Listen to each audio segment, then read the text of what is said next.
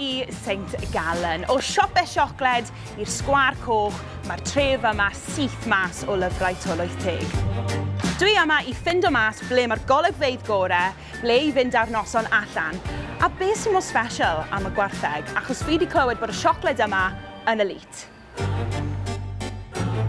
Gyda phoblogaeth o tua 80,000 mae St Gallen yn eitha enwog am fod yn hotspot diwylliannol yn y ranbarth. Canolbwynt i'r ddinas yw'r eglwys cadeiriol, a mae'r abati ar restr trefftadaeth y byd UNESCO. Ond, mwy pwysig na dim byd arall.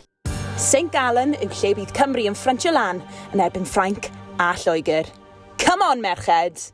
Mae hi'n eitha hawdd i deithio o fewn y Swistir. Mae'n cymryd just dros 2 awr i gyrraedd St Gallen o Luzern ar y tren a 1 awr o faes awyr Zurich.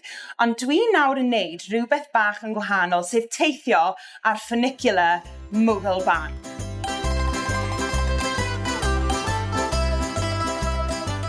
Mae'n neis bod nhw wedi rhoi bach o gelf, achos ar y funicular mae yna yn amlwg dyn ni'n mynd trwy tunnel. Ond, ie, mae yna celf neis i edrych ar pan ti'n teithio lan a lawr.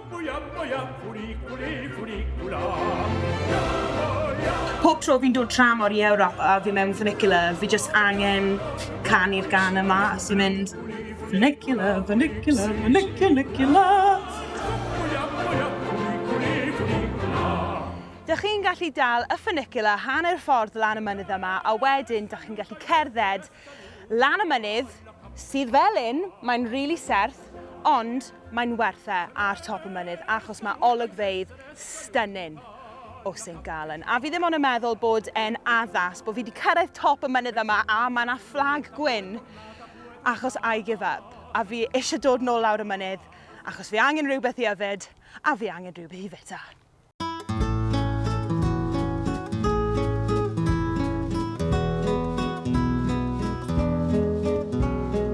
Bod fi wedi gweld y dinas o lan fyna, fi'n meddwl bydd yn eitha handi i gael rhywun i tywys fi o gwmpas.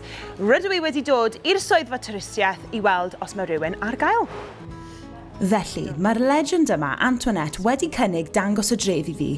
A'r burning question sydd gyda fi, pwy yw'r cerflun yma dwi'n gweld tro ar ôl tro o gwmpas y dref?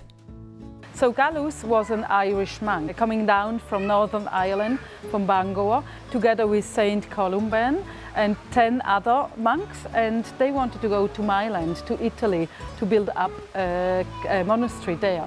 But he felt sick when he arrived at the Lake Constance, and then he decided to live a life as a hermit. And he's the father of the city of St Gallen, so he's the saint of the city, and also he gave the name to the canton of St Gallen, to the city, to the football club, I can tell also, and also to the abbey of once that was here in St Gallen.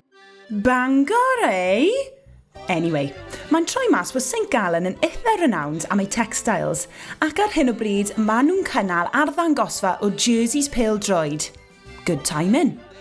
A yep, mae Cymru yn y showcase hefyd. Emosiynol, to say the least. Mae'n hynod o boeth yma ar hyn o bryd, a nes i ddysgu top tip gan DJ arall. Os ydych chi'n boeth a ffili cwlo lawr, rhoi wrists chi o dan dŵr oer, a wrth i'r gwaed mynd heibio, mae'n cwlo ti lawr a mae fe'n teimlo'n stunning. A mae llwyth o fountains fel hyn ar draws St Gallen. Top tip.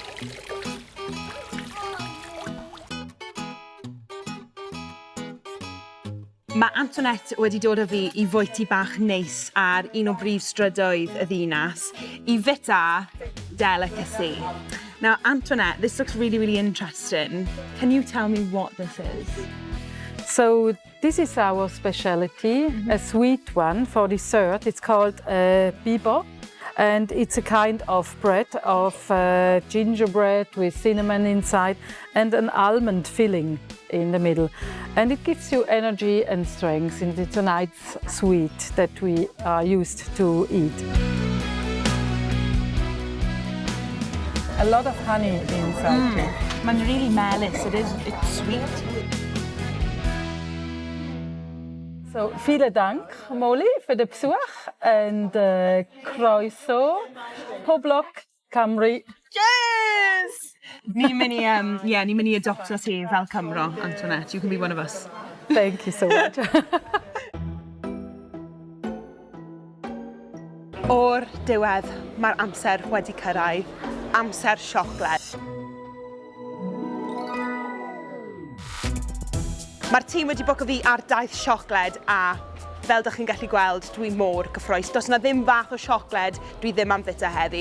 Fi'n mynd i cael siocled tywyll, gwyn a siocled hefyd.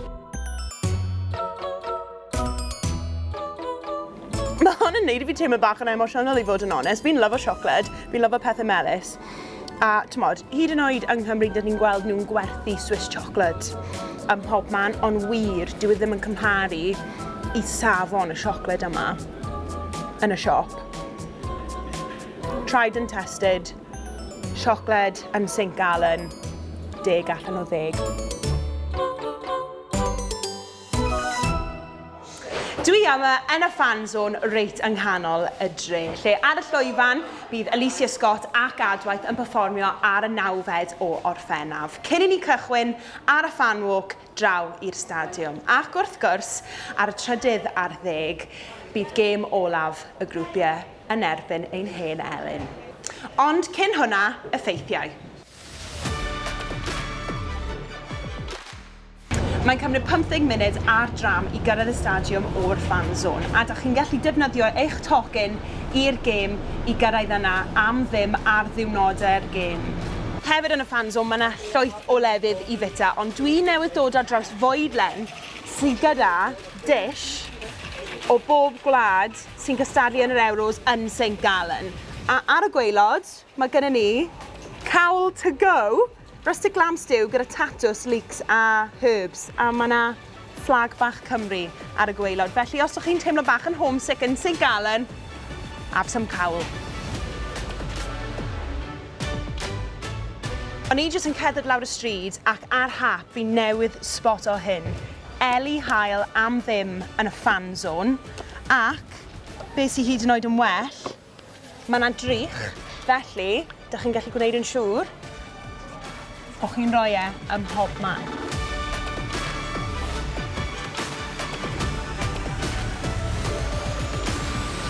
Cyn i chi gyrraedd, mae'n bwysig i gofio ydych chi ddim yn gallu dod â bag sy'n mwy na darn o bapur a pedwar i'r stadiwm.